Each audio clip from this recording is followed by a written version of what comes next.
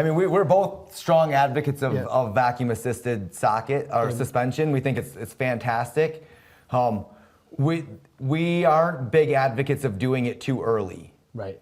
Well, the importance of it is, and you're talking about your residual limb is going through a lot of change. And I mean, you're still in the first year, and it takes 2 years really to get to the point where you can maximize everything you can do on the prosthetic limb. But what vacuum is going to do, even suction, a lot of times you start people out in pin because we're trying to control, how much volume, changes and fluctuations there's going to be.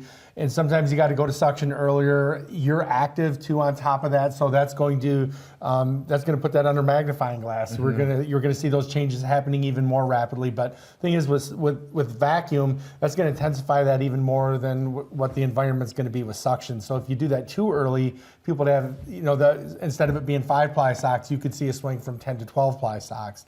Nate and I both worked with these systems when they first came out into the market. And back then, with the people who developed the technology, they said don't put people in vacuum if they haven't worn a prosthetic limb for at least 2 years.